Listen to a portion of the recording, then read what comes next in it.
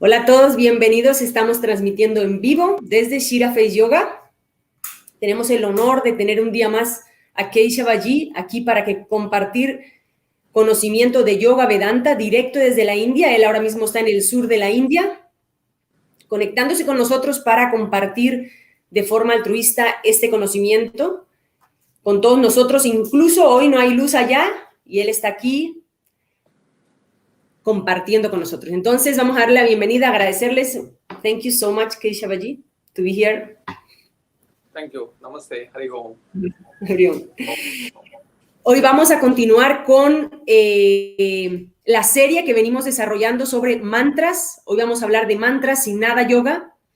Es el cuarto video sobre mantras, entonces si todavía no has visto los otros videos, te recomiendo que vayas a verlos antes para que tenga una coherencia. Entonces, sin más, vamos a comenzar. Yes, we can start.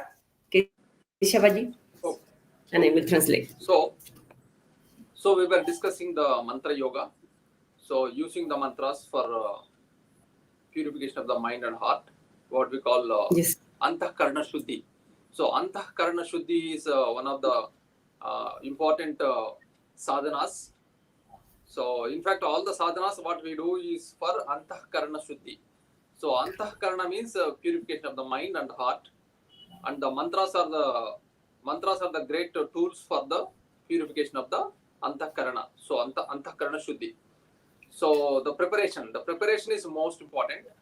So when you prepare yourself, so the spiritual journey is cakewalk, easy. So all we have to do is a preparation. So to prepare means purifying the heart and mind, healing the emotions, so healing the mind, so making the mind sattvic, sattvic mind. So for that we use pranayama, and the mantras are very important tools. So using the mantras for purifying is called mantra yoga. Okay. Entonces, hoy vamos a seguir hablando sobre mantra yoga. Hay una parte muy importante de la sadhana, de la disciplina que hacemos. Todo el objetivo de la disciplina es prepararse, ¿ok? La preparación es mucho más importante que cualquier otra cosa. Cuando nos preparamos, el desarrollo espiritual se hace fácil, se hace fluido, pero tenemos que prepararnos. ¿Cómo nos preparamos? Nos preparamos purificando el cuerpo, la mente y las emociones. ¿Cómo purificamos la mente y las emociones? Con pranayama y con mantras, ¿ok? Los mantras, como veíamos en las clases anteriores, es una forma directa de purificar la mente. Las vibraciones de los mantras ayudan a purificar la mente. Y esta sadhana, esta disciplina se llama Antahkarana Shuddhi. Es una de las disciplinas más importantes del yoga y se hace mediante mantras para purificar la mente y las emociones y el corazón. Yeah. So now, when we have seen various types of mantras, and so there are personal mantras. So personal mantras and Esta Devata. So Esta Devata is a concept. So Esta Devata is the personal deity. Yes. The personal deity. So impersonal and personal. So impersonal Brahman, universal consciousness. Yes. And we also have what is called Esta Devata concept. That means your personal deity.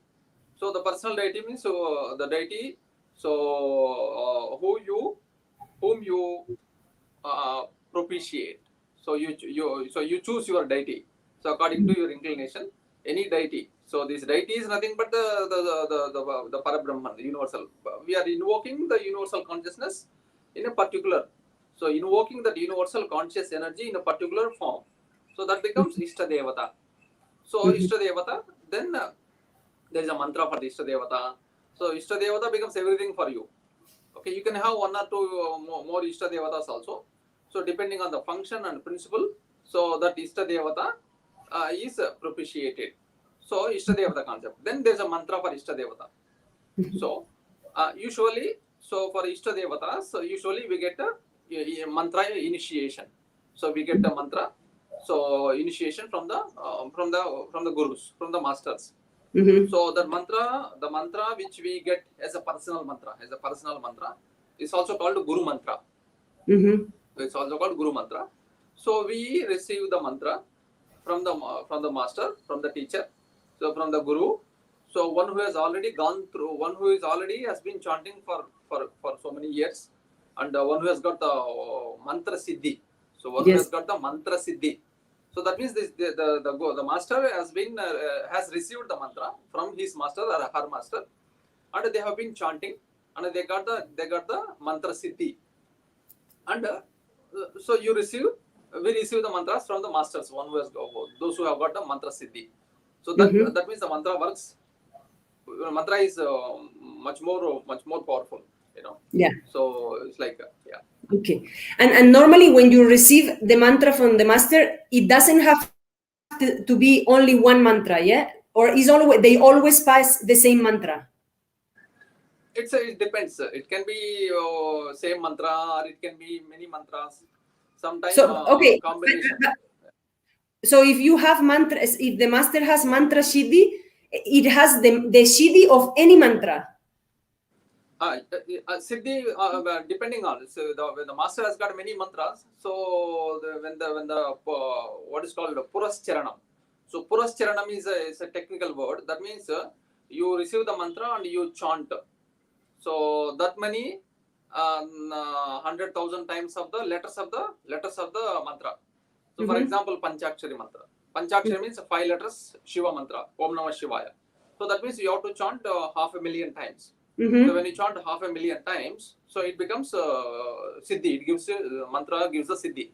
Like that we have longer mantras also, you know. So they will take even one mantra. If you have siddhi, then that effect will be there in other mantras also. Okay, that's what. Okay, entonces ahora vamos a hablar del mantra personal. El mantra personal es dado por el gurú o por el maestro al discípulo o al alumno. Porque el maestro tiene el poder, el superpoder, que en yoga se llama Siddhi. Siddhi es el superpoder, tiene como la esencia del mantra, el poder del mantra adquirido. Ok, una persona le puede pasar un mantra a otra, como maestro o discípulo, cuando esa persona ya ha conseguido el poder de ese mantra. Entonces, esos mantras también se llaman Ishtadevata. Ishtadevata quiere decir que tú tienes un mantra de tu deidad favorita, con la que más resuenas. Las deidades, como ya habíamos hablado en los otros videos, en India, las personas creen que son deidades porque son diferentes dioses, pero no tiene nada que ver con eso. Las deidades en India representan diferentes aspectos de la energía universal. Entonces, cada persona va a tener un Ishtadevata, que es la deidad que elija, como la frecuencia con la que más resuene. Y para tener un Ishtadevata, un mantra personal, tiene que haber una iniciación. Casi siempre, voy a hablar específicamente de cuándo no, pero cuando hay una iniciación de parte del maestro al discípulo, ese mantra ya está activado, porque ese maestro ya ha conseguido el superpoder de ese mantra, porque lo recibió del maestro. Entonces todo eso viene cargado con un poder, y cuando una persona se inicia, recibe ya ese poder y ese mantra ya está activado. Entonces funciona muchísimo más rápido. Uno mismo, cuando uno recibe un mantra y lo repite suficientes veces, activa ese mantra dentro de sí mismo y consigue una cosa que se llama mantra siddhi, que es el superpoder del mantra en sí. El mantra empieza a actuar en las células de tu cuerpo. El mantra es como se impregna contigo, se mezcla contigo y comienza a darte ese poder que tiene ese mantra. Entonces, si no estás iniciado, lo que tienes que hacer es con mucha fe y con mucha entrega repetir el mantra 100,000 veces por sílaba. Así, esas son y eso es científico para ellos, ¿no? Cada sílaba del mantra tiene que ser repetido. O sea, el mantra en sí, si por ejemplo es un mantra de 5 letras, como Om Namah Shivaya, tiene 5 sílabas, perdón. Cada sílaba tiene que ser repetida 100,000 veces. Entonces, todo el mantra debería ser repetido 500,000 veces. Esto se hace a lo largo de meses o años. La cosa aquí es tener una disciplina del mantra, repetirlo todos los días y por ejemplo, Om Namah Shivaya, cuando lo repites 500,000 veces, se activa en ti el superpoder de ese mantra. Yeah. So it's like that. So you get the mantra, your personal mantra. So then the personal mantra becomes everything for you. So the mantra will protect you. The mantra will protect you, and the deity connected to the mantra will protect you.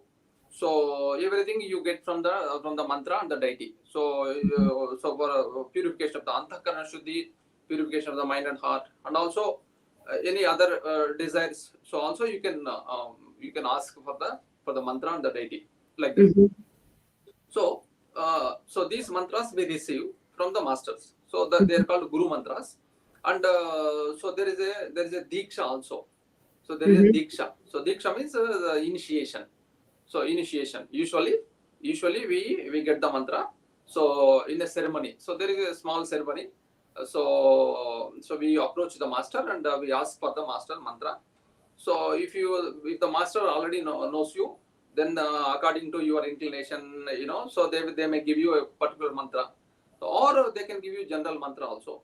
So sometime usually nama mantras are given. Usually nama mantras. So nama means a name. So praising the Ishvara. So Om Namah Shivaya, Om Namo Bhagavate Vasudevaya. Like that we have many mantras, goddess mantras we have. Sometimes the bija mantras also added to the nama mantras. Depending on the purpose, etc. So the bija mantras plus nama mantras combination also is given. So mantra is always for one-to-one. So personal mantras are always one-to-one.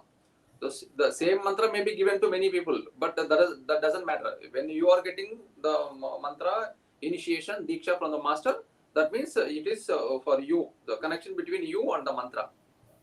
So like that. So same mantra other people also might have taken, but that doesn't matter. But the connection is with you and the mantra through the master. So like that. And you have to keep the mantra the secret. So once you have received your mantra, so you keep it a secret. So in the sense, so to maintain the sacredness, yes, to maintain the sacredness, you keep it secret. So that means we are honoring the Shakti, honoring the mantra and the deity. Yes. You keep it secret, and also there is a protocol. The protocol of receiving the mantra, and also once you receive the mantra, you daily you are chanting. So daily, so there is a sadhana. There is a discipline of mantra japa. So chanting daily in a particular time, morning or evening, and you wash yourself and you sit in a particular place like a meditation. Yes. So you create a place there in a sacred space, place, and you sit there and you chant. So at least 108 times. Even half of that, 54 times, like that. So the sadhana goes on. Yeah. Ok. Entonces, una vez que recibes el mantra del gurú, el mantra del maestro, hay una iniciación siempre que se llama diksha. La iniciación se llama diksha cuando una persona recibe el mantra activado del maestro. Entonces, una vez que una persona activar ese mantra dentro del cuerpo, ese mantra y esa energía, esa deidad, va a protegerte. Va a protegerte y va a ayudarte a que todo sea fluido. Puedes incluso pedirle deseos, que sucedan cosas, que se hagan realidad cosas, porque ya tienes activado ese flujo energético, ya estás conectado con esa energía a través de ese mantra vibracional en tu cuerpo. O sea, realmente es algo científico, es algo muy vibracional, ¿ok? Entonces,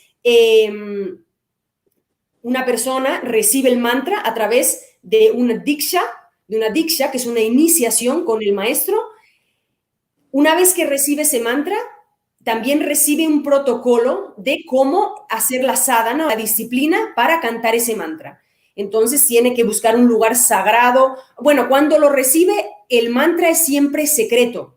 Una vez que tú recibes un mantra en un diksha, en una iniciación, el mantra es secreto. No se lo puedes decir a nadie. O sea, no se lo debes decir a nadie para mantener el respeto y el secretismo y como la magia de esa parte, ¿no? Otra cosa importante es que recibes un protocolo de cómo utilizarlo. Pueden ser mantras específicos. Si el maestro te conoce personalmente, probablemente te dé un mantra específico para lo que tú necesites.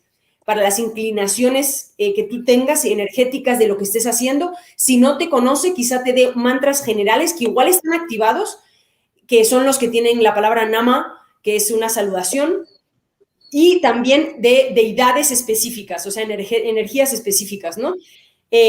O villa mantras, que son los monosílabos también muy poderosos, o dentro de los mantras, ellos con el conocimiento que tienen, hacen mezclas de mantras, metiendo villa mantras en mantras de deidades para hacerlo más poderoso para ti específico. Es probable que tú recibas un mantra que ya lo están recitando miles y millones de personas, pero eso no importa. Ese mantra es sagrado para ti, está activado para ti y va a hacer un efecto en ti, porque ya ha habido una iniciación de ese mantra. Entonces, en el día a día va a haber una sadhana, una disciplina con ese mantra. Va a recitarlo 108 veces o la mitad, 44, pero 108 es lo recomendado. 108 es un número muy mágico dentro del yoga. 108 veces se repite diariamente en la mañana o en la noche en un lugar sagrado para ti, como una meditación, ¿no? Un lugar que elijas para eso con una preparación del lugar muy importante, ¿no? Y hace una meditación, sí, 108 o 54 veces, perdón. Hace una meditación para recitar el mantra todos los días y así, rezándolo 108 veces en cada día. Así es como vas sumando para llegar a ser los 100,000, medio millón. Incluso hay mantras, por ejemplo, como si te toca un mantra que tiene 24 sílabas, tienes que recitarlo 2,5 millones de veces para que se active. Pero hay muchísimas más sílabas y muchas más energía en ese mantra. Yeah. So, now, so when we receive the mantra, so personal mantras, so daily we chant. And chanting also, so before chanting, so usually we will have some sankalpa. So sankalpa. So sankalpa is a resolution. So resolve. So what is the purpose? So what purpose we are chanting the mantra? So that the sankalpa we will have before chanting the mantra. So the sankalpa is very important because what is the purpose you are chanting the mantra? You know, so you Yes. use the same mantra.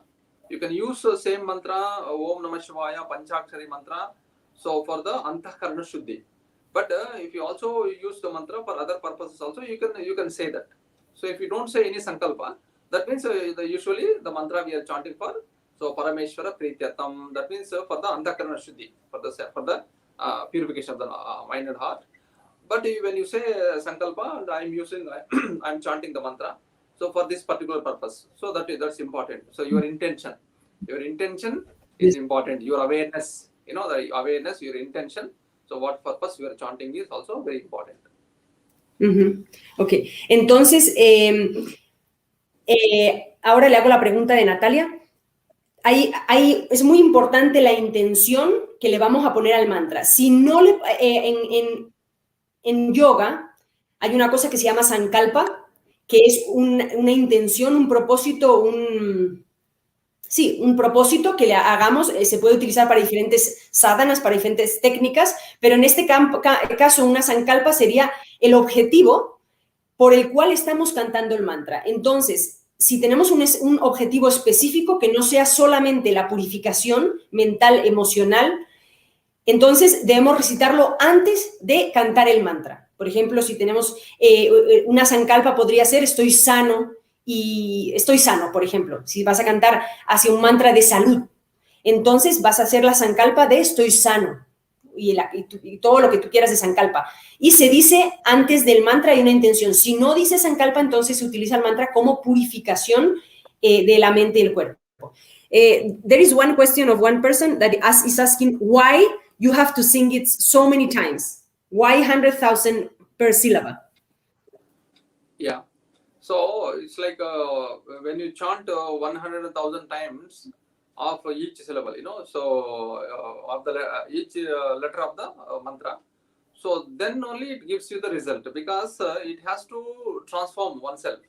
So when the whole system has to be transformed with the new sound vibrations, So all the old patterns and old habits and all these things are clotted, so in the mind.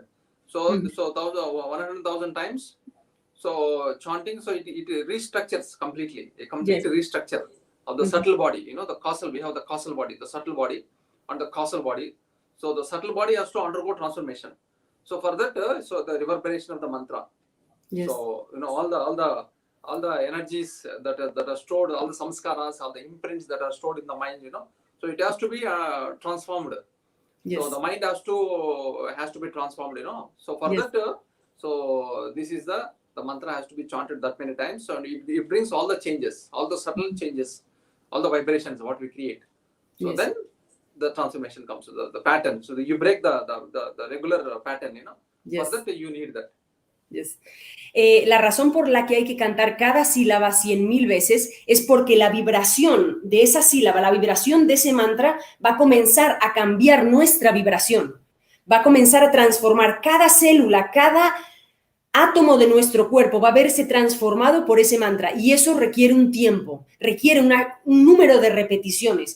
El mantra va a desbloquear los bloqueos que hay en el cuerpo, todos los samskaras, las impresiones que hay en la mente, va a purificar la mente, las emociones y el corazón. Entonces requiere de una repetición para que esa vibración, cada vez que la repetimos, vaya transformando y transformándonos vibracionalmente. Por eso necesitamos repetir eso y no me extrañaría que actualizaran eso lo digo yo, que actualizaran eso con la sociedad como está ahora en vez de 100,000, 500,000.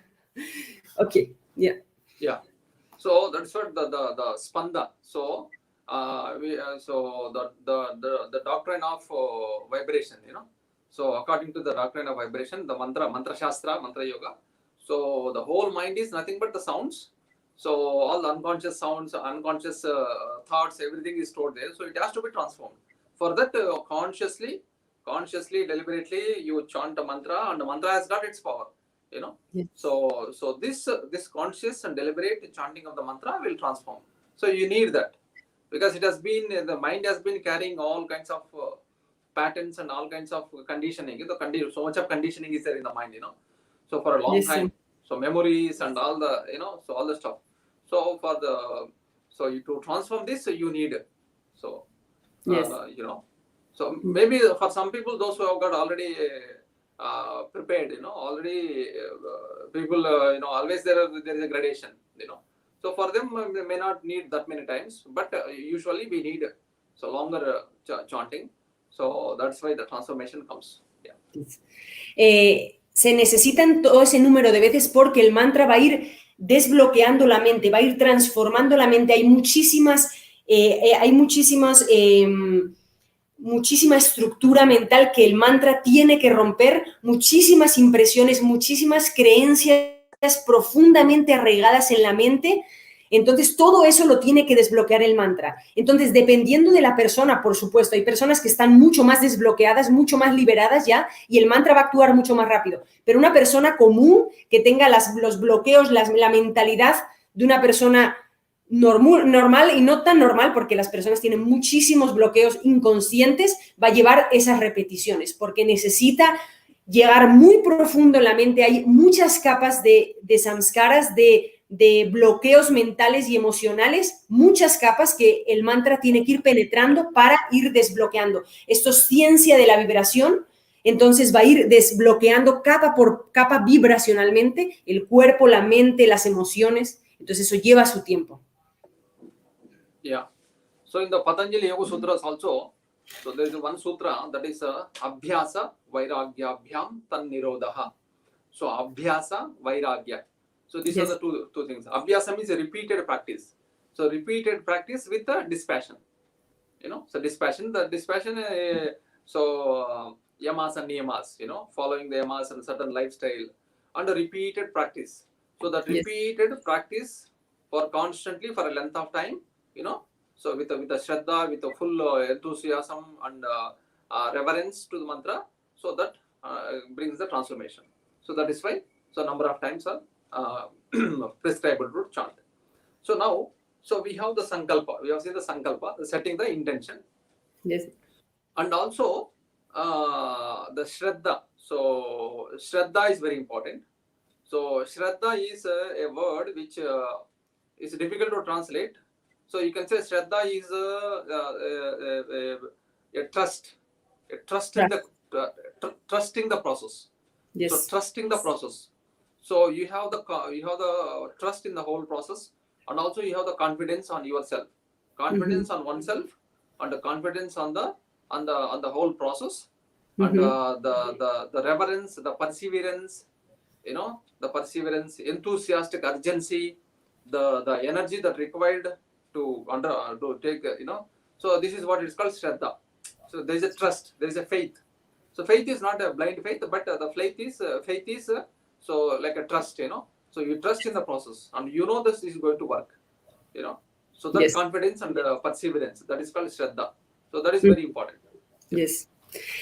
Entonces hay un concepto en yoga que se llama abhyasa, que es la repetición continua de la práctica con desapego a los resultados. Repetición de la práctica sin esperar nada, simplemente hacer, sin esperar nada, ¿ok? También hay un concepto muy importante en la práctica de la sadhana de mantras, de la disciplina del mantra, que se llama srata, que se podría traducir como confianza, fe, ¿ok? Entonces, es muy importante la actitud de uno en la sadhana, en cualquier sadhana, ¿no? En cualquier disciplina que haga, pero en la del mantra es muy importante tener confianza en la práctica, estar tranquilo y seguro de que eso funciona, y confianza en uno mismo, ¿ok? Confianza en la práctica y confianza en uno mismo, y simplemente hacer la práctica con devoción, con total confianza de que eso funciona, de que es real, es ciencia pura y dura. Entonces, simplemente porque también ese estado de fe nos va a abrir en vez de contraer. Entonces, es muy importante tener confianza en la práctica, hacerla con desapego y simplemente repetirla cada día con full confianza para que funcione mejor todavía. Yeah. So Diksha, so receiving the personal mantra, and the Sankalpa, so Sankalpa, setting intention every time when you chant the mantra, and the Shraddha, so every time when you chant the mantra, so you do with the full awareness. So full awareness, and so the Shraddha is very important. Even not only mantra yoga, in all the other types of yoga, the Shraddha is very important. Yes. So Shraddhavan Lavate Jnanam. So one who has got Shraddha gets the knowledge. So like that we have the golden statement in the Bhagavad Gita. So the Shraddha. So Shraddha is very important, not only on the process and also oneself also. Self-confidence, Self-confidence. And yes. I'm going to achieve this, that's the trust on oneself also very important. That gives you enough knowledge, enough energy to proceed, the Shraddha. Then we have the Shraddha is a particular attitude, the attitude. Attitude makes everything. So yes. So attitude. Then we have remembering the Devata, so the deity of the mantra, and the Rishi. So Rishi means the one who discovered this mantra. So one yes. who received this mantra, Rishi, Devata, and Chandas. So Chandas is the particular meter of that mantra. So particular meter of that mantra. So these are the three important. So there are other things also there that will be more esoteric. So we have, but these three things are important. Actually, there are 6 things. So 6 things are there. So the 6 things are, so the Rishi, so yes. Rishi, Devata, the deity, and the Chandas. Chandas is the meter. Then we have the Bijaha. So Bija. So Bijaha, Shaktihi. So Bija, then Shakti. And Kilakam. So Kilakam. You can say these are the 6 limbs, Shadangas, 6 limbs of the mantra. So 6 limbs of the mantras. So 6 limbs of the mantra for invocation. When you invoke the mantra, so these are the 6. Usually for a longer mantras, and when you do these mantras for a particular purpose, so we use all the 6. But in general, for the mantras where we use for the spiritual purpose, for a purification of the mind and heart, so we use first 3. So the Rishi, Mhm. Chandas, and the meter. Yes. You know, Okay. Rishi. And Bija is a potential energy. So Bija, just English translation. Bija will be the potential energy, a specific power of the mantra, essence of the mantra. The specific power and essence of the mantra, that's a Bija. And the Shakti is a dynamic energy. So dynamic power. The dynamic power of the mantra, for what purpose we are invoking. That's also very important. And the last one is Keelakam. So Keelakam is like a, you can say it's like a plug. It's a plug that conceals the mantra. You know, it's a plug that conceals the conscious energy within the mantra, hidden in the mantra. So there is a energy hidden in the mantra. So that is concealed. So when you chant the mantra, you release it. You know. So this may be more esoteric, unless we get a initiation and all. It's all very deep meaning is there in that. But in general, first three are important. First three, you remember the first three: Rishi, Devata, and the Chandas. Chandas, So then start chanting the mantra. Ok. Entonces habíamos visto Diksha, que es la iniciación, Sankalpa, que es la intención que tenemos para cantar ese mantra, y Srada, que es la actitud. ¿Ok? La actitud es todo, no solo la actitud hacia el mantra de confiar que eso va a funcionar, sino la actitud hacia ti mismo, creer en ti mismo de que tú vas a conseguir lo que te propones recitando el mantra. ¿Ok? Entonces esas tres cosas son muy importantes: Diksha, Sankalpa y Srada. Luego hay otra parte que son los brazos, así como hay los brazos del yoga, también hay los brazos del mantra, los limbs, ¿ok? Del mantra. Y estos hay 6. Los 3 primeros son los más importantes. Uno es Devata, Rishi y Chandas, ¿ok? Devata es la deidad hacia la que tú le estás cantando el mantra, ¿ok? Estar consciente de quién es qué es esa deidad, qué energía es esa y quién es, ¿no? Para invocarla. Luego está el Rishi, es estar consciente de quién fue el sabio, la persona iluminada, que recibió por primera vez ese mantra aquí en esta humanidad. ¿Ok? El Rishi es una persona iluminada, un sabio, el primero que recibió ese mantra. ¿Ok? Hay que estar consciente de quién fue. Eso se recibe en la iniciación.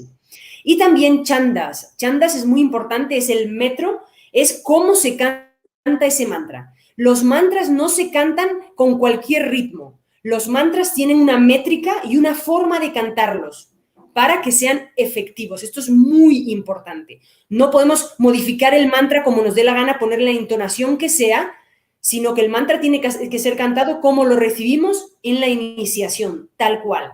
Luego hay tres brazos más de los mantras que son mucho más esotéricos, que es Bija, que es la potencia, la energía potencial que tiene el mantra. Hay mantras con mayor potencia, otros con menor potencia, por decir, ¿no? Hay unos mantras muy poderosos. Entonces, Bija es la potencia que tiene ese mantra, porque los mantras son energía. Entonces, unos son más poderosos que otros, ¿ok?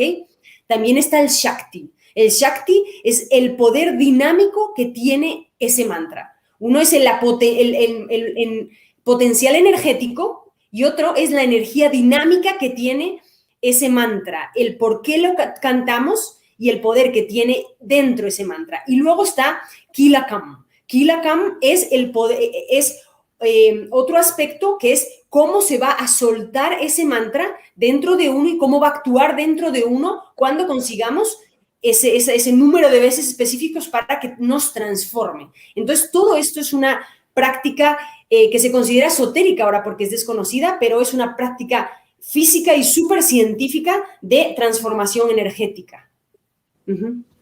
Yeah. So usually we do this, but sometimes if you don't know, so never mind, not a problem. So just you salute the masters. So you say all the masters and all the rishis and all the devatas. So my salutations to Sarvebhyo Gurubhyo Namaha, Sarvebhyo Rishibhyo Namaha, Sarvebhyo Devatabhyo Namaha. Like that you can remember. You can just remember all the masters and all the rishis and all the devatas, and you can chant also, not a problem. If you don't know particular what is a particular rishi, particular devata, particular chandas, particular mantra, never mind. So that is why the Shraddha. So earlier we have seen, the Shraddha. The Shraddha is important. When you have that Shraddha and the devotion, that intense intense longing and intense urge to get the blessings of the mantra. So never mind if you don't know also, doesn't matter. Okay, so yeah, and also for the best results of the mantra, so certain protocol. So follow certain protocol.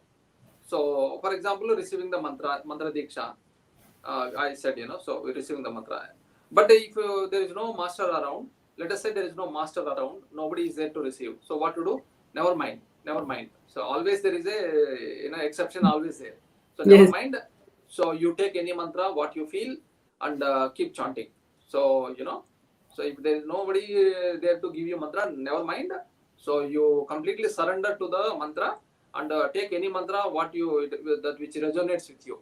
Any mantra, when you read, so a particular mantra may resonate with you, or even a om is enough. Om also is enough. So resonate with you. You take that mantra and take it. Okay, this is from today. So this is going to be my mantra, and you keep chanting. So keep chanting with full faith and shraddha. The shraddha, not faith, the shraddha. So with the shraddha and the bhakti, devotion and dedication. So keep chanting. So that gives you results. Because what is important is, so your dedication is more important. Yes. And the sankalpa, dedication. So then that will take care of everything. Yes, very good. Entonces, para cantar, para comenzar una disciplina con un mantra, se crearía el saludo primero. Lo primero para cantar el mantra, el primer fragmento del mantra debería ser un saludo general a el rishi, al gurú o al sabio que recibió ese mantra, el primero, y si no sabemos quién es, simplemente un saludo a los gurús, ¿ok? Guru yo, namaha. A los devatas, un saludo a todos los gurús, ¿ok? Y si no se sabe esto, no pasa nada. Se canta directamente el mantra. Entonces, se empieza con el protocolo. Si recibimos el mantra mediante una diksha, una iniciación, buenísimo, seguimos el protocolo. Si no hay un maestro o un gurú cerca para recibir un mantra activado, no pasa nada. Siempre hay excepciones porque a veces muchísimas veces no estamos delante de un gurú que esté iniciado en los mantras y que pueda pasarnos un mantra activado.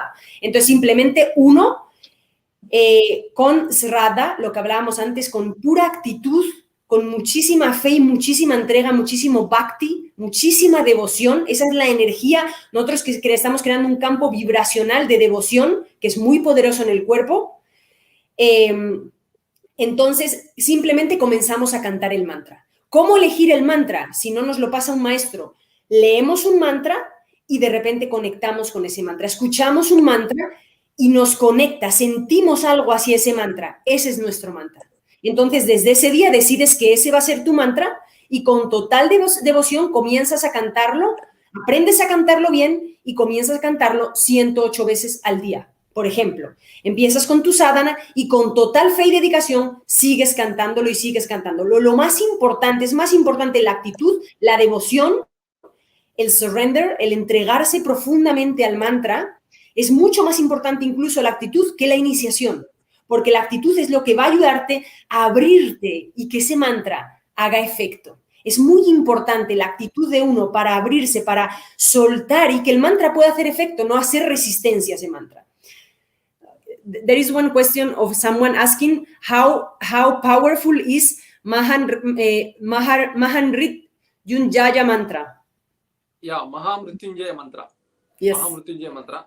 How powerful it is, he's asking, Jose. Well, this is a very old mantra. So the two mantras are very famous and very powerful. They're both from Rig Veda. So one is Gayatri mantra and the Mahamrityunjaya mantra. So this has been coming from thousands of years, and people have been chanting this and getting results. And the more so mantra itself is very powerful because it has been chanted by millions of people for billions of times. So as such, it's very powerful. And also this is a healing mantra also. It's also a healing mantra. So it's a longer mantra actually. A longer mantra, little longer mantra. Yes. So, but still it's very powerful, and you chant this mantra with complete dedication, so complete surrender to that. And the more times you chant, the more powerful it is. You know, Yes. adhikasya adhikam phalam. So Yes. adhikasya adhikam phalam. So the more times you chant, the more results it gives. And usually you have some sankalpa. So before chanting, just to say whatever the purpose you are chanting, you say that, and you keep chanting. So it has been a very popular mantra and a very famous mantra. So we have been reaping the benefits of it. So it's a very powerful. There is no doubt about it. Just keep chanting. That's it. Yes, yes.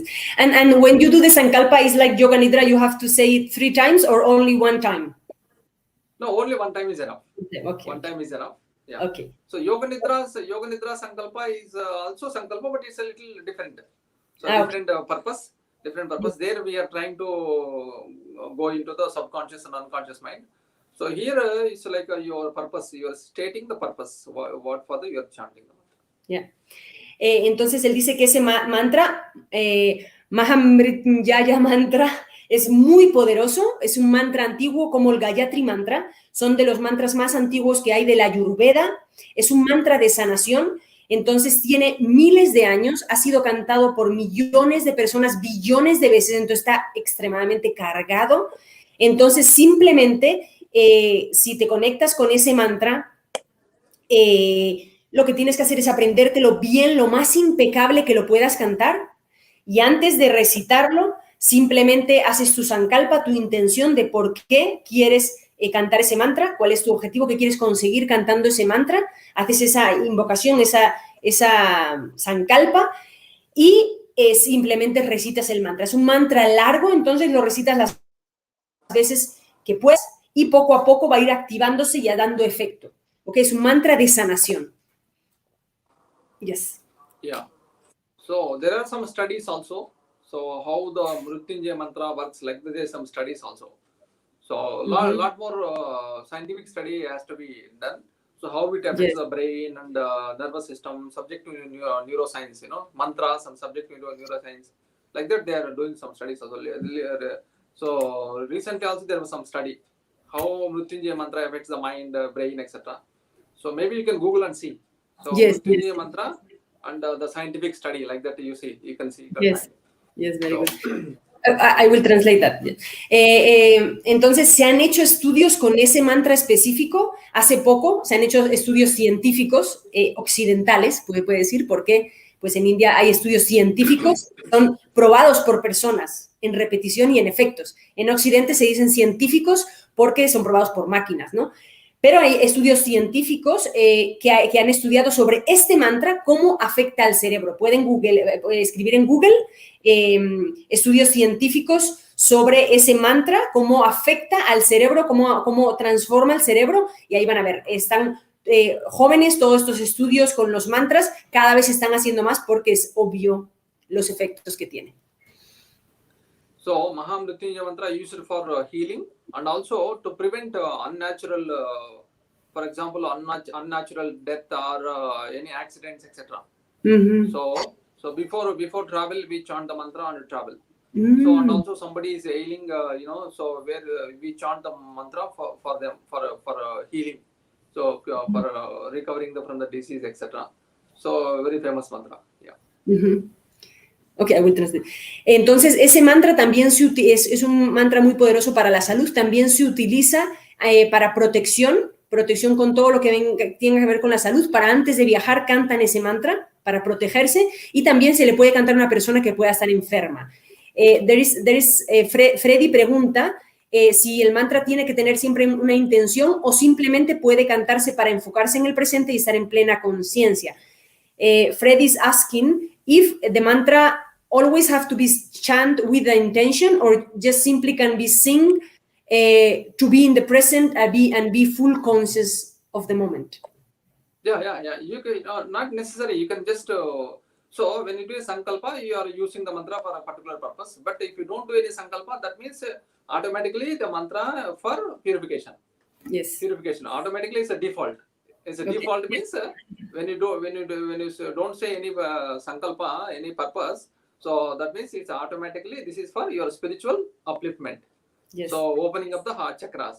So Yes. opening up, purifying the heart and mind. So that's called Antakarana Shuddhi. Okay. Entonces, cuando cantas un mantra con sankalpa, entonces va a ir hacia esa intención que tú le pones. Cuando no cuando no recitas o nombras una sankalpa antes de un mantra, simplemente por default, ese mantra va a ir directamente a sanar tu cuerpo y tu mente, abrir el chakra corazón. Va a ir directamente a eso porque ese es el efecto que tiene normalmente en el cuerpo. Va a empezar a purificar tu mente y tu cuerpo y elevarte espiritualmente. Eso es lo que va a hacer si no hay una sankalpa, si no hay un objetivo. Directamente lo que va a hacer es limpiar, purificar el cuerpo y la mente y elevarte espiritualmente. Very good. Yeah. So, and so when you chant the mantra, so usually you sit in the sit facing east direction. So Yes. east or north. So east or north usually. So sometimes in the west also is okay, but east in the morning, especially in the morning when you chant, you are facing eastern direction. In the evening, you chant facing northern direction. Okay. So yeah. Ok, very good. Entonces, esto es muy importante. Cuando puedes colocarte hacia el este, el yoga, por ejemplo, siempre se hace hacia el este, ¿ok? Entonces, para cantar mantras en la mañana, con la cara hacia el este, si la cantas en la noche, la cara hacia el norte, ¿ok? Entonces, si vas a recitar los mantras en la mañana, la cara hacia el este, cuando vas a recitar en la noche hacia el norte. Uh-huh. Yeah. So, and sometimes we can use the mala. So if you, especially when you want to have a number, you want to maintain some number. So especially for Purascharana, I said earlier Purascharana. So Purascharana is a technical word. So Purascharanam. So mantra Purascharanam. That means so you take the mantra and chant. So that many how many letters are there? So that many thousands of times. So that's called Purascharanam technically. So for that you have to maintain some number, So sometimes it may take a few months also. A longer mantras you take a few months also, So daily you will be chanting morning, afternoon also, evening, like that you keep chanting. So in that case you may use the mala. So mala is Yes. so Rudraksha mala. So we use the mala. So so sometimes without any count also you just chant for half an hour, even 15 Yes. minutes, 20 minutes you chant like that. So mala is used for that. And so mala, using of the mala. And so sometimes they have the machine also, the telling machine is Yeah. so Yeah, I've seen it. instead of mala you might have seen that. So Yes, they I've keep on doing that. So more Buddhist people use it a lot. I've seen it more in Buddhist temple than yes. Tibetan, more mala, I see, Tibetan, or Mala, Nepalese, yeah. mala. Entonces, para cantar los mantras también se utiliza mala. Mala es un collarcito, como por ejemplo este que tengo aquí. I'm gonna show one mala, one second. Yes. Esto es un mala, por ejemplo, este es de Rudras, con 108. Esto tiene 108 menos este, ¿ok? Este sería el 109. Entonces uno se sienta y va contando. Va repitiendo y va pasando uno a uno. Quizá muchas veces han visto gente cantando así. Entonces vas pasando, repitiendo, pasando, hasta que des toda la vuelta y al llegar otra vez al general serían 108. Entonces, para cantar, esto se llama pura Sharanam. Por ejemplo, puede cantar en la mañana, a mediodía, en la noche, una mala entera. Entonces, así se van acumulando repeticiones, ¿no?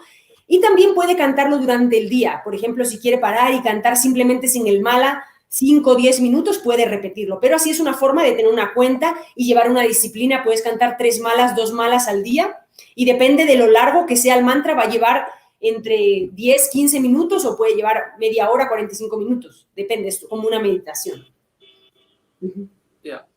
So usually, so when you use the mala, so usually we don't use this finger. So like this we do. Okay, okay. You're using thumb and this one. So this Mhm. finger is represent. This finger represents the ego, individual ego. You know. Okay. So this is so that's why we don't use this finger, Okay. and we use like this. So mala will be like this here. So you're telling like this. Like, Okay. yeah, like Entonces, otra cosa es que también hay una máquina, a veces venden una maquinita que va sumando, ¿ok? Es una máquina eléctrica, yo ahora he visto mucha gente meditando con eso. Una cosa importante es cuando utilicen la mala, tradicionalmente no se utiliza el dedo índice. El dedo índice se considera el ego, porque también es el que apunta. Entonces, cuando se pasa la mala, se va pasando así, con los otros dedos, pero no con el dedo índice, tradicionalmente. Very good to know. yeah. Very good. So now, mantra yoga itself is considered to be a full, a complete yoga. You know, so mantra yoga is a complete yoga. So that is why the mantra yoga is equated with the Ashtanga yoga of Patanjali also. So mantra yoga is it goes along with the Ashtanga yoga of Patanjali. So just like in Ashtanga yoga of Patanjali, there are 8 steps. In mantra yoga also there are 8 steps. The same 8 steps. All the 8 steps you can take from the Ashtanga yoga. Mm-hmm. So we have yama niyamas. So yamas and niyamas are values. So social values and personal values. So same thing will apply here also for mantra yoga also. So because your lifestyle is very important, our behavior with the external world, all these things are common for a yogi, for a sadhaka. So yamas and niyamas you follow. Then a yama niyama asana. So here also when you sit for mantra, so you are sitting in a proper posture. So keeping the spine straight and in a neat and clean and neat place, spiritual and nourishing place. Asana you sit and facing east in the morning, evening in the northern direction you face. Then yama niyama asana. Then you do some pranayama also. You know, before chanting the mantra, you do some pranayama also. So yama niyama asana pranayama. So Nadi Sodhana or whatever you do for whatever the pranayama you like, you do. Or Nadi Sodhana is the best to do from some 10 rounds. So that keeps you, that brings the mind into the present moment. When you do the pranayama, so mind you bring the mind to the present moment.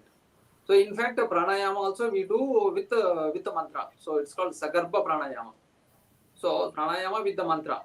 So you can simply use Om. So inhale Om and exhale Om like that. There are some bigger mantras are there. So you know, so even pranayama goes with the mantra. So everything goes with the mantra actually. Everything is a mantra actually, I tell you. So for a strict yogi, everything is a mantra. You get up as soon as you get up, there is a mantra. So remembering all the forces and father and mother and other people, masters, etc. All the great masters. So then you keep your feet down. There is a mantra for the Mother Earth. So Samudra Vasane Devi, Parvata Sana Mandala, like that mantra. Then you are taking a shower. There is a mantra. So everything is like a mantra goes on. Before eating mantra. So whole thing is a mantra. So anyway, so the idea is, so even the pranayama goes with the mantra. Then pranayama, pratyahara. So pratyahara means you withdraw. Withdrawing, you know, when you close and you shut everything. So withdraw. So the pratyahara. You know. Yes. Then the dharana. Then dharana comes. So dharana means you take the mantra. So completely focus on the mantra. So Om Namah Shivaya. So your whole mind is completely concentrated on the mantra, on the sound of the mantra or the letters of the mantra. So whatever, whichever is more. First more on the letters of the mantra. So visualize the letters. Then so pratyahara. Then dharana. So then dhyana. So complete. So keep on repeating the mantra. Om Namah Shivaya. Om Namah Shivaya. Again. Om Namah Shivaya. Again. Same. You know, the mantra continues and your mind is completely concentrated continuously. So all the thoughts are converging with the mantra Om Namah Shivaya. Next thought also Om Namah Shivaya. Next thought also Om Namah Shivaya. It goes on like that. And when you go deeper and deeper and deeper, then samadhi. So the whole mind becomes the mantra. The whole mind becomes the mantra. You know. So mind completely, mind becomes so subtle and the mind becomes the mantra. So mantra becomes the mind. Mind becomes the mantra. Om. Then that's a lower samadhi. In the higher samadhi, so complete silence. So mantra drops, mind drops, everything drops. So the complete silence. So this is what Ashtanga Yoga and Mantra Yoga, they go together. So. Ok. Entonces, en el Mantra Yoga también hay 8 brazos como en el Ashtanga Yoga de Patanjali. Y son los mismos, se aplican de la misma manera. En el Mantra Yoga se empiezan con yamas y niyamas, que son las conductas éticas hacia los demás y hacia uno mismo, que uno debe llevar para purificarse. Luego está asanas. Las asanas son la postura que uno toma para recitar el mantra. ¿Okay? Tiene que ser el lugar esté limpio, que esté puro y una buena postura. Una postura con la columna erguida, con las rodillas en el suelo, relajado. Tiene que saber bien tener esa postura bien perfecta de yoga. Luego el siguiente paso es pranayama. Estos son los 8 brazos para los que conocen el yoga, ¿ok? Está el pranayama. Entonces, antes de recitar el mantra, parte de la sadhana, de la disciplina del mantra, es pranayama. Entonces nos sentaríamos y haríamos algún pranayama para comenzar a calmar la mente. Por ejemplo, Nadi Sodhana es uno de los mejores pranayamas para hacer antes del mantra, 10 rounds, 10 vueltas de Nadi Sodhana.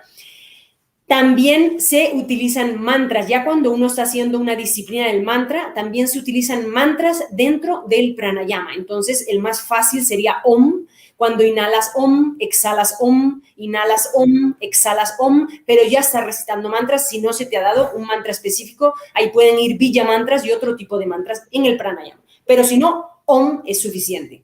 Después de pranayama viene pratyahara, que es aislarse de los sentidos para concentrar el foco en el mantra.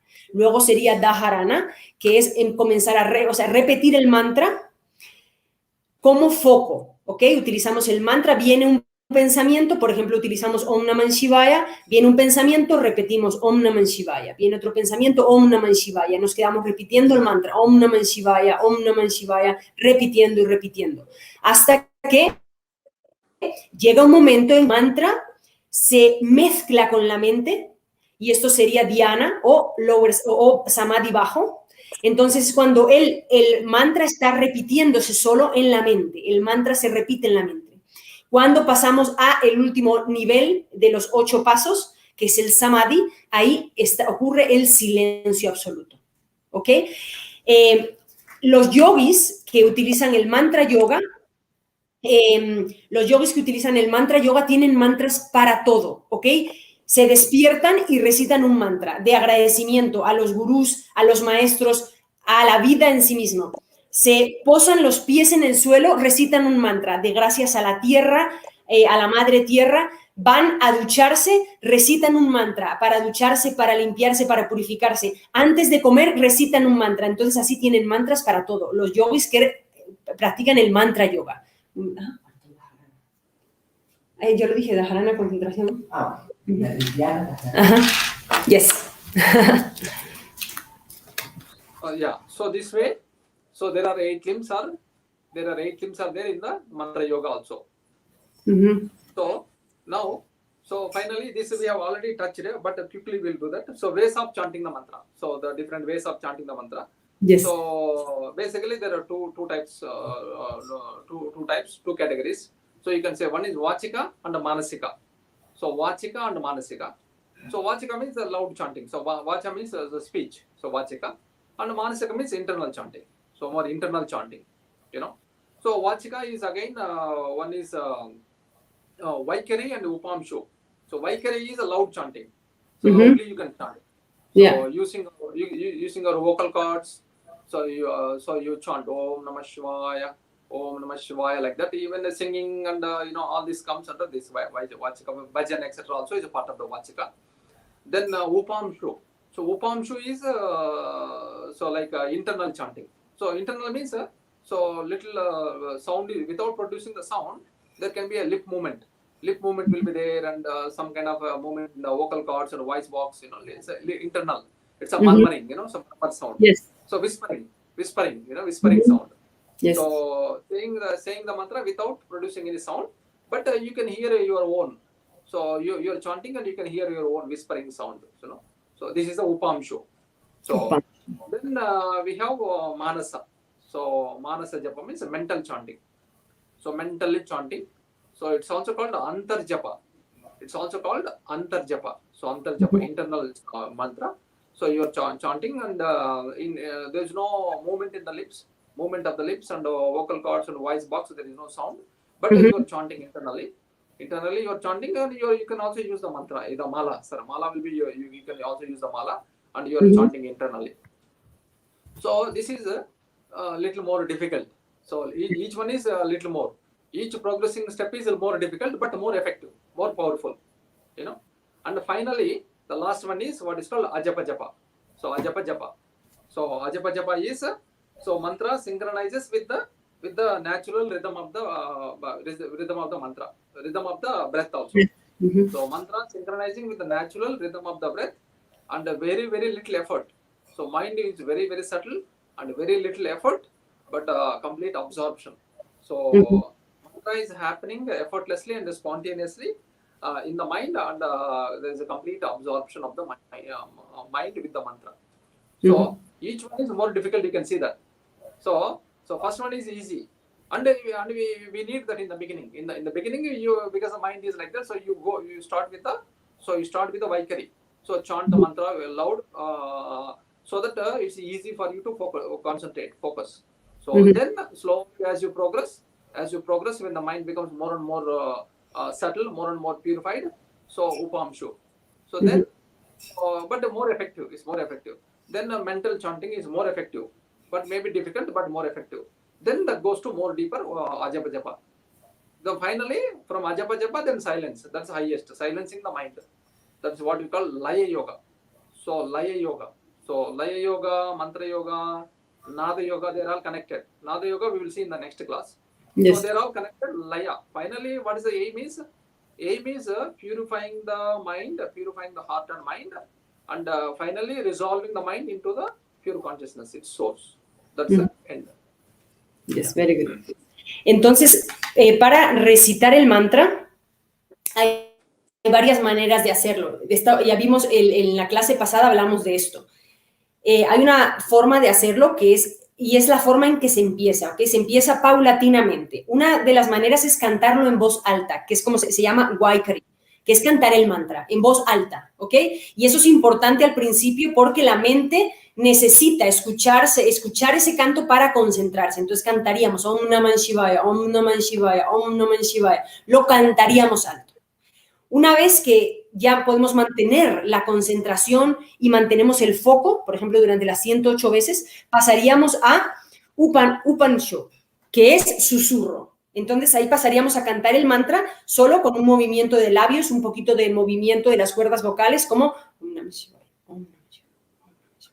a cantarlo en un susurro muy suave, solamente como para estar atentos y tener conciencia de estar haciendo la práctica, mantener el foco. Lo más importante es mantener el foco, no irnos. Después de eso, pasa a Manasha. Manasha es cantar el mantra de manera mental, es Antarjapa, ¿ok? Recitar el mantra de manera mental. Está recitando el mantra de manera mental. Una vez controlamos esto, cuando ya el mantra entra a ser parte de nosotros, cuando ya el mantra lo recitamos sin ningún esfuerzo y pasa a unirse a la respiración, a ser uno con la respiración, cuando el mantra es uno con nuestra respiración, se llama Ayapa Yapa. Así es como se llama la técnica. Y lo siguiente ya es silencio. Ahí ya pasa a haber un silencio, que es lo que se llama Laya Yoga. ¿Ok? Entonces, esos son los pasos. Uno lo canta alto, luego lo susurra, luego lo repite mentalmente hasta que pasa a ser uno con uno mismo, con la respiración, donde consigue Ayapa Yapa, y después pasa al silencio de forma natural. Yeah.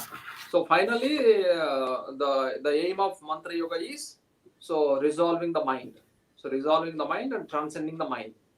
So yeah. So this is the mantra yoga, and usually the nama mantras and simple popular mantras like Gayatri mantra. So these are mantras you can chant. So, but when it comes to bija mantras, so you have to be a little careful because we are dealing with the energy. So when the Bija mantras are very potential mantras, so they have all the potential energy. So this potential energy has it has to be properly channeled. So so when you channel properly, so and there also we have Shakti Bijas, and we have Panchabhuta Bijas, etc. Shakti Bijas, etc. And the combination of various combinations, permutations and combination. So they give you for various purposes.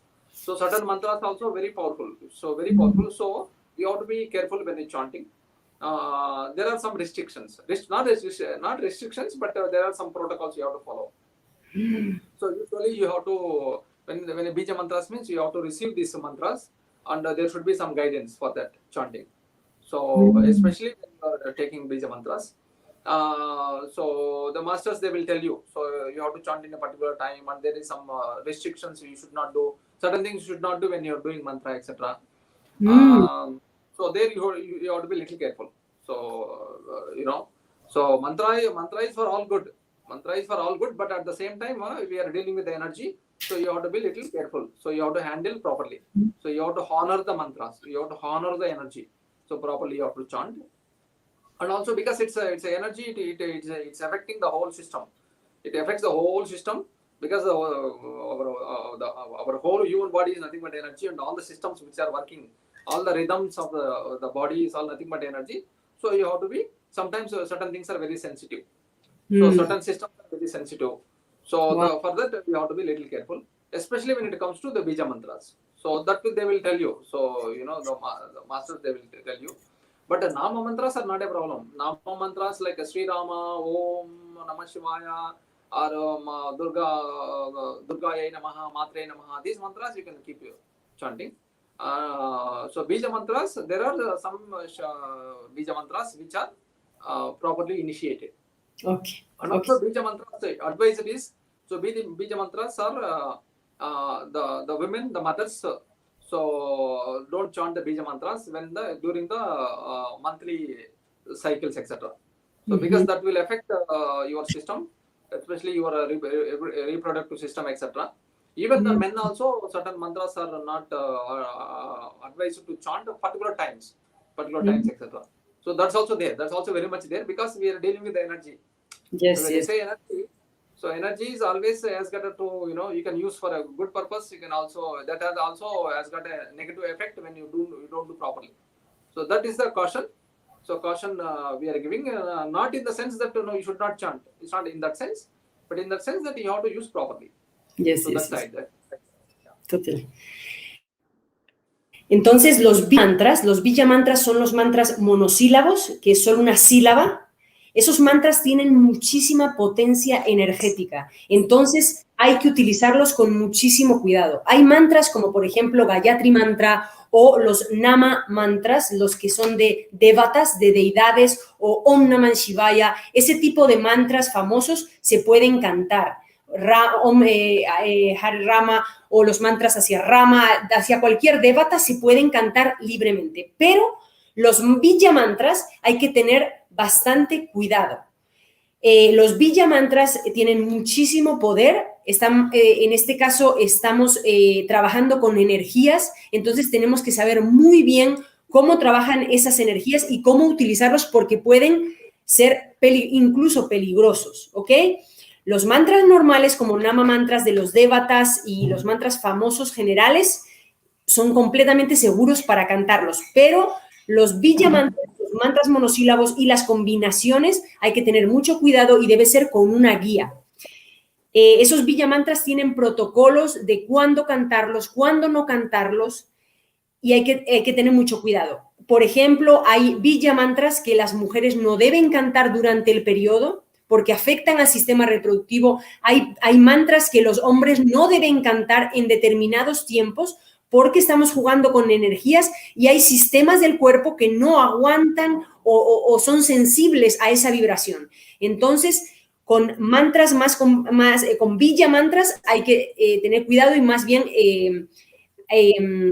recibirlos de un guía para que nos dé unos protocolos de cuándo hacerlo y cómo hacerlo, para que eso tenga un buen efecto en nuestro cuerpo. Yeah. So Nama mantras are fine. Nama mantras are you can use all the time. Everybody can chant all the time, no problem.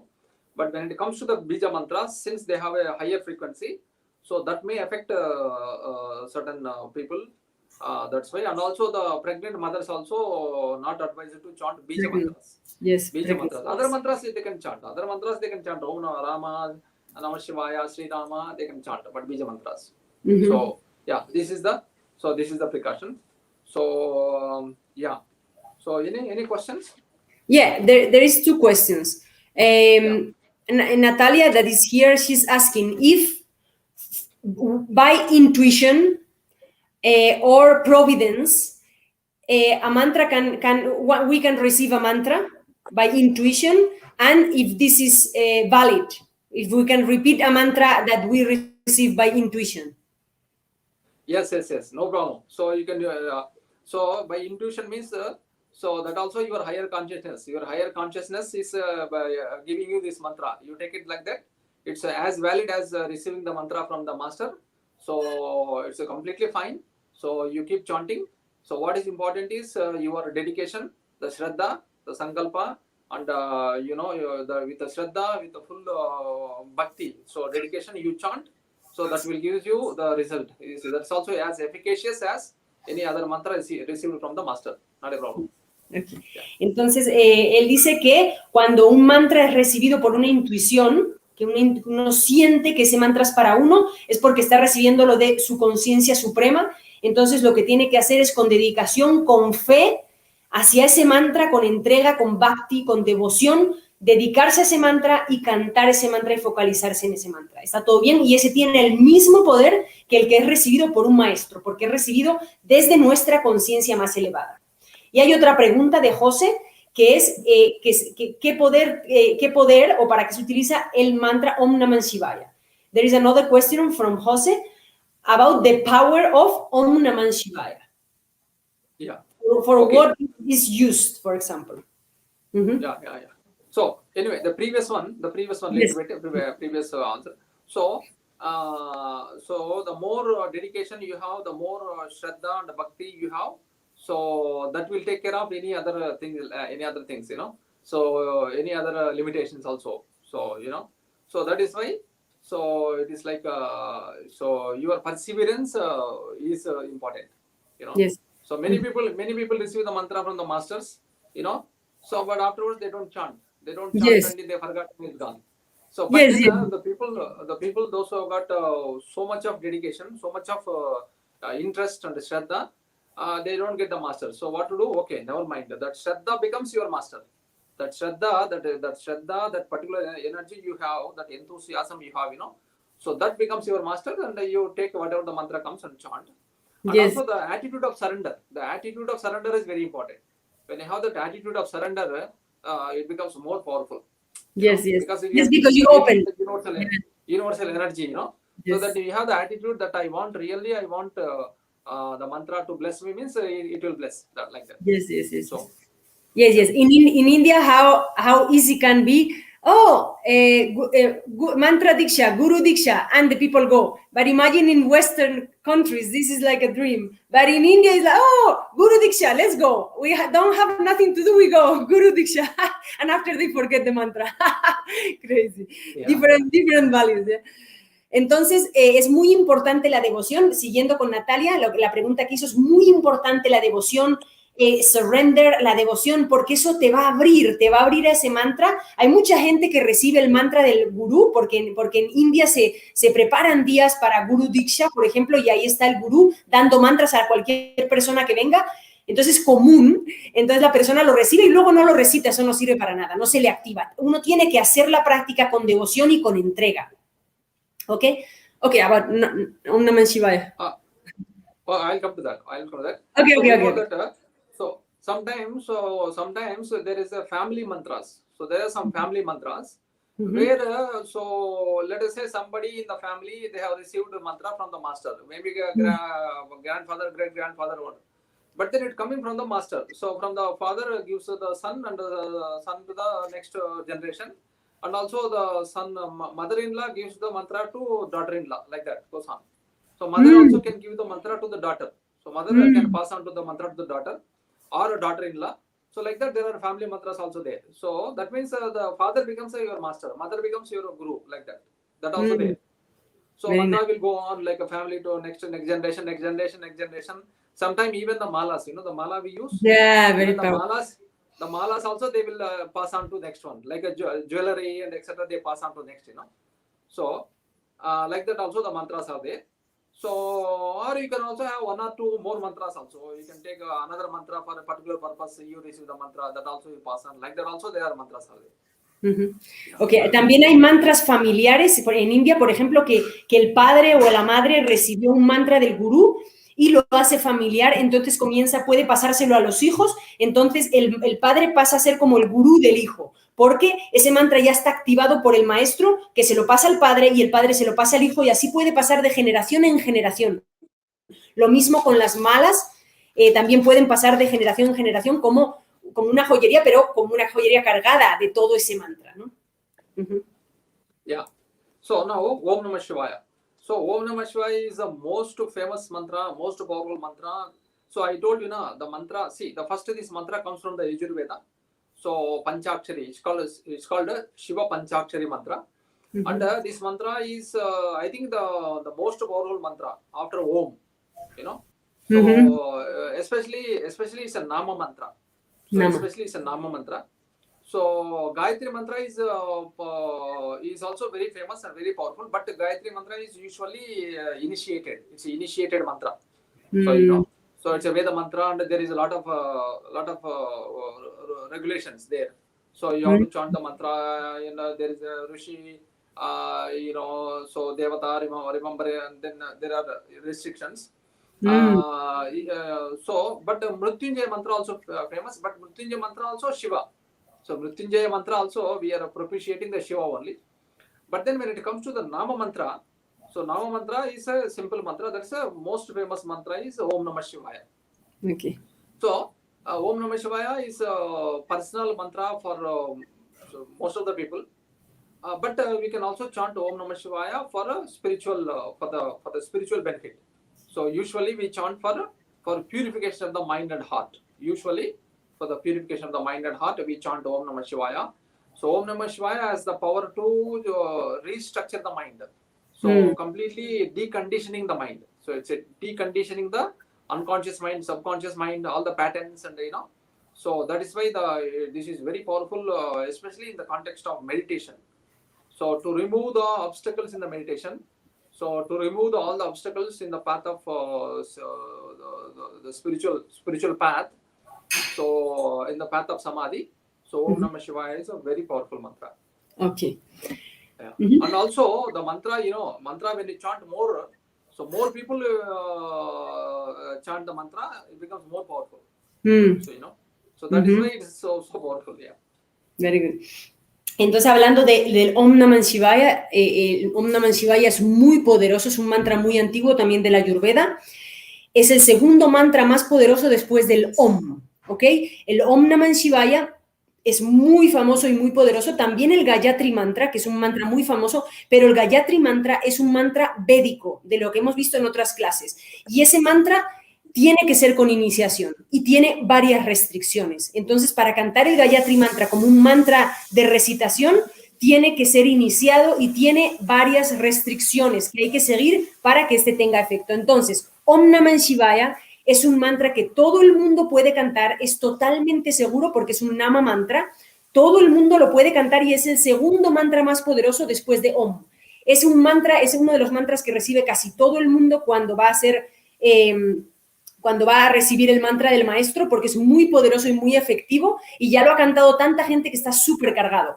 Es un mantra para desestructurar la mente, para liberar la mente, purificar la mente, sobre todo hacia la meditación, para quitar los obstáculos de la meditación y llegar más rápido a Samadhi. Entonces, para los meditadores es un mantra muy poderoso para purificar la mente, purificar las emociones también, es muy poderoso. Y hay otra pregunta de Freddy, que es ¿qué tipo de mantras son inofensivos si no se hacen correctamente? ¿Y cómo distinguirlos? ¿Cuáles hay que tener especial cuidado? He's asking, which mantras are not dangerous at all if someone sings them incorrectly? Okay? And how to make the difference, because they see mantras and they don't know, for example, how to make the difference between the ones that are not dangerous to do them wrong and the ones that are dangerous, and with which ones we have to be careful, specifically, like in general, if they arrive into a list of mantras, no? Yeah, so that is why, so the Nama mantras, all the Nama mantras, Nama means where the name, the popular name, Shiva, yes. Rama, Krishna, Durga, Shakti, you know, so goddess mantras, just a Nama, only name. So these name mantras are most popular, and everybody can chant, not a problem at all. So even if there is a pronunciation is not correct, also is fine, because you are in your Shraddha. The Shraddha will take care of everything, because your dedication, your intention, your energy that you are putting into the mantra, that takes care of. But when it comes to the Veda mantras, and because Veda mantras has got a particular, it's a particular meter and a particular way of chanting. There are annotations are there. So Anudata, Udata, Swarita, in a particular way you have to chant. So even one letter changes, the sound of the letter changes, the meaning changes, etc. So that is why that's very difficult. There we have to know. So there you know the what is called the phonetics, Siksha, phonetics and the way of chanting is that takes a long time to train, etc. But so never mind. You do the Nama mantras. Nama mantras you chant, then that is as effective as any Veda mantra also. So what is important is as I said, the Shraddha is important, and Bija mantras also. So Bija mantras also simple mantras, but then since they have a potential energy, so you have to be careful. So you have to be careful to chant. While chanting, you have to follow certain rules and all. So Bija mantras and Veda mantras, so properly you have to chant. You can chant. Everybody can chant. No, there is no restriction at all. Everybody, but you have to properly initiate it, and properly with the proper pronunciation you have to chant. Yes. But when it comes to Nama mantras, everybody can chant all the times, no restrictions, nothing. So, like that. Okay. Entonces, los que se pueden cantar sin ninguna restricción son los Nama mantras. Esos son los mantras que tienen un nombre de una deidad dentro. Los Devatas mantras, por ejemplo, Om Namah Shivaya, o un mantra a Ganesha, o un mantra a Durga, o un mantra a Sarasvati, o un mantra a Lakshmi. Los que tienen el nombre del Devata, del Dios dentro, que es una energía específica, son muy fáciles de pronunciar y cualquier persona los puede cantar. Om Namah Shivaya, todos los que tengan Shiva, algún Rama, algún nombre de una deidad dentro, pueden cantarlos todo el mundo, son totalmente seguros. Los que hay que tener muchísimo cuidado son los Veda mantras, los mantras que vienen de los Vedas, porque son Vedas mucho más largos, más estructurados, que tienen una fonética muy específica. Y lo que pasa es que si los cantamos y cambiamos la entonación o la pronunciación un mínimo, el significado cambia completamente. Y ahí es donde está el peligro. Entonces, los Veda mantras son mantras con unos tonos, con una métrica muy específica, que tienen muchas regulaciones y hay que aprenderlos. Y lleva muchísimo tiempo aprenderlos, incluso para ellos que hablan el idioma. Entonces, es mejor no hacerlo sin una guía, porque con un pequeño cambio en la fonética, en la entonación, en el ritmo, en todo, pueden tener un efecto que no es el que deseamos. Y también los Bija mantras. Los Bija mantras son mantras monosílabos. Okay, como el Om, pero hay muchísimos otros. Y como son tan concentrados, tienen mucho poder, entonces hay que saber utilizarlos, y eso tiene que ser también con una guía, porque tienen muchas restricciones. Entonces, lo mejor es, si no estás iniciado, cantar un Nama mantra, tranquilamente cantarlo con devoción, con entrega, que aunque lo cantaras mal, solamente esa entrega y ese bhakti, esa devoción, va a ser el efecto.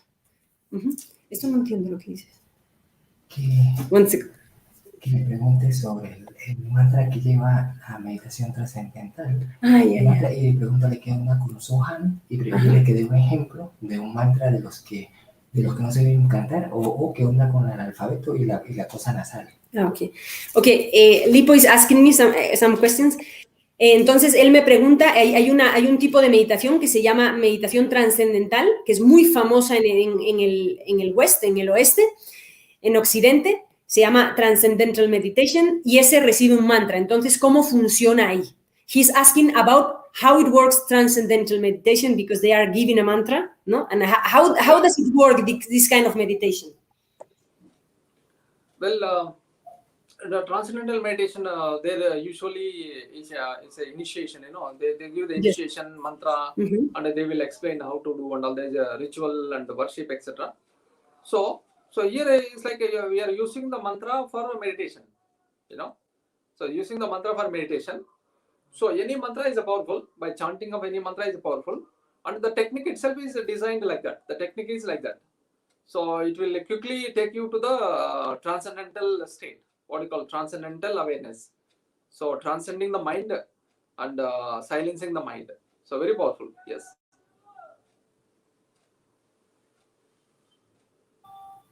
Okay. Now, can you see me? Now you can repeat, please. Yeah. Okay. So it's like they are using the mantras, usually bija mantras. So any mantra is powerful, and the mantras are initiated. So you get the initiation according to your nature, your inclination, etc. They will give you the mantra. But then, so mantra chanting itself gives you the result. But then the technique is like that. The technique is that so you transcend the mind using the mind. So chanting, so you get into the what is called thoughtless state. So reaching the thoughtless state very quickly. So quickly you are reaching the thoughtless state. So removing the background noise of the mind. Mind is always the thoughts are always there, and neurons are firing, and a lot of noise goes on in the mind. By using the mantra, so you remove the noise systematically. You remove the noise of the mind. So when the mind remove all the thoughts, and slowly you reach the what is called the thoughtless state. The transcendental, that's why the name comes, transcendental awareness. So quickly you are able to go beyond the mind, silence the mind, and reach the transcendental state, complete silence. The complete silence. So you are completely aware. You are not sleeping. You are completely aware, but there is no thoughts. Thoughtless state. The thoughtless state gives you a profound relaxation, a deep relaxation. At the physical level, mental level, and the emotional level, a deep relaxation. So that is why it's a very powerful. Okay, silencing the mind. So in transcendental meditation, there is not only one mantra. They give different mantras to different people. Yeah. Okay. I thought it was only one mantra they are giving to everybody, but not. No. There are different mantras are there. So they give you different mantras. So for each person, so they will explain how to chant that. Okay. Entonces, en la meditación trascendental se utilizan mantras, también villa mantras, y hay una iniciación en ese tipo de meditación, y hay un protocolo a seguir, ¿ok? Un protocolo a seguir para una técnica específica para llegar a un estado mental sin pensamiento, que es el estado trascendental. Entonces llega un momento en que la mente está vacía y ahí es donde hay una relajación profunda de la mente y del cuerpo, y se consiguen estados muy elevados, porque siguiendo la técnica es bastante poderosa esa meditación. Hay otra pregunta que hace Lipo sobre la resonancia nasal al repetir el mantra. Lipo is asking about the nasal resonance when chanting a mantra. Sorry, the importance of this. Can I repeat? Okay. Lipo is asking about the importance of nasality and resonance when you chant the mantra. Yeah. So this is important when it comes to the especially bija mantras. So when it comes to the bija mantras, so the nasal resonance is very important. The nasal sound, om, hrim, klim, the nasal. So when you nasalize, so that becomes that releases the energy. That releases the energy of the particular the potential energy of the bija mantra. So when it comes to the bija mantras, that nasal resonance is very important to release the energy. Okay. So other mantras, it's okay. Other Om Namah Shivaya, Nama mantras, there the nasal is not important. There more your intention and your Shraddha is important. So here also Shraddha is important, but so more like so the nasal resonance.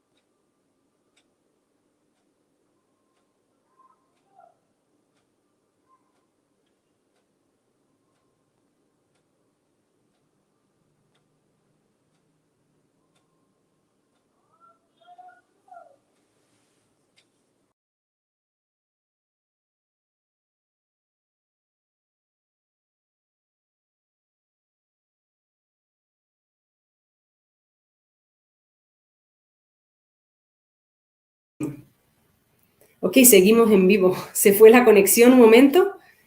Voy a decirle a Keshava que entre de nuevo un momento. Sigue en vivo, buenísimo. Y Sohan. Ujú. Y Hanso.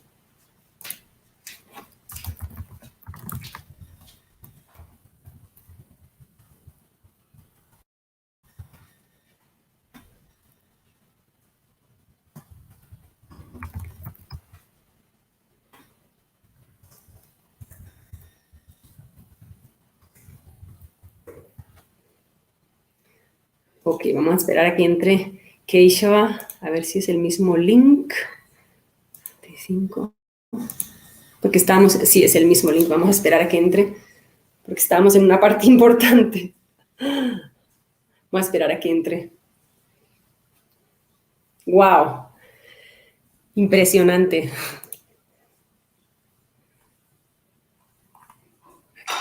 Ok, va a entrar ahora un momento. Impresionante la ciencia de los mantras, ¿verdad? Fascinante.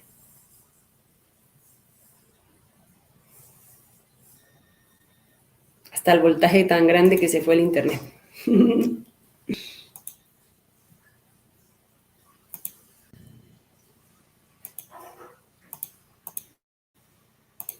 Aquí está. Ya.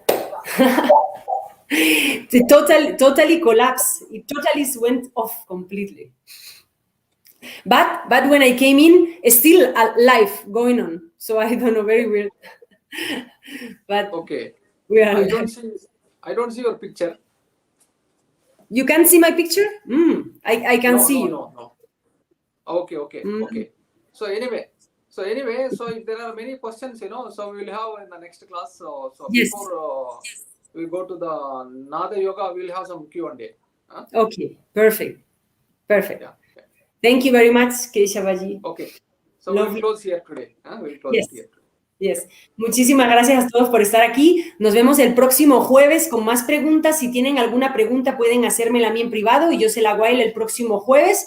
Y vamos a hablar de Nada Yoga el próximo día. Así que esténse atentos porque cada vez se pone más interesante. Muchísimas gracias a todos y nos vemos la próxima semana. Thank you very much, Keshavaji. Thank you. Thank you. Gracias a todos. Okay.